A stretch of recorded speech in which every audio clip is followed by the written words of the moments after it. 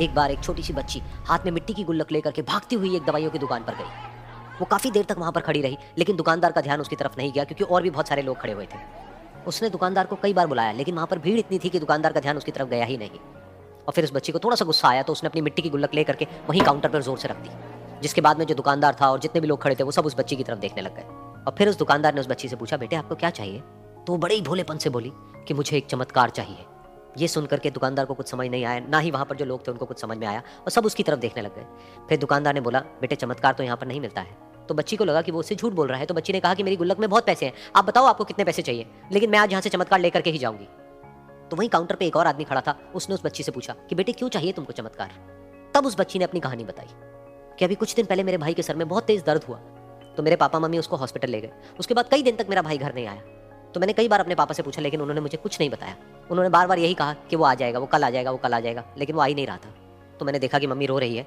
अब papa mummy को कह रहे थे कि उसकी दवाइयों के लिए और उसके इलाज के लिए जितने पैसे चाहिए उतने मेरे पास में नहीं है, अब उसको कोई चमत्कार ही बचा सकता है। तब मुझे लगा कि अगर मेरे पापा के पास में इतने पैसे नहीं भी हैं तो क्या हुआ, मेरे पास में तो है। तो मैंने जितने भी पैसे जोड़ रखे हैं वो सारे लेकर के मैं इस दवाई की दुकान पर आई। फिर उस आदमी ने उस बच्ची से पूछा, कितने पैसे हैं तुम्हारे पास में?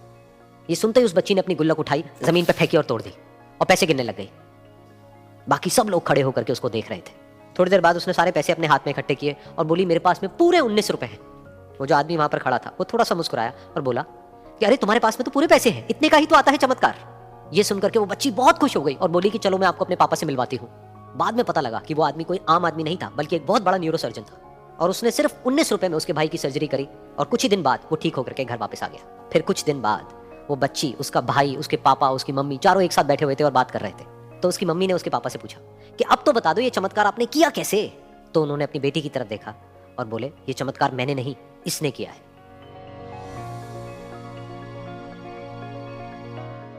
तो यहां पर एक बहुत बड़ी बात है जो हम उस छोटी सी बच्ची से सीख सकते हैं कि जिंदगी में कभी कभी ऐसा होता है कि हमको कोई रास्ता नजर नहीं आ रहा होता है और हम लोग हिम्मत हार जाते हैं। तब हमारे अंदर एक बच्चा होता है जो कोशिश करने से कभी भी पीछे नहीं हटता है। वो हार मानने को तैयार नहीं होता है क्योंकि उसको ना शब्द समझ नहीं आता है। वो बच्चा जिसके लिए कुछ भी नामुमकिन नहीं है, क्योंकि वो हर हाल में कोशिश करता ही रहता है।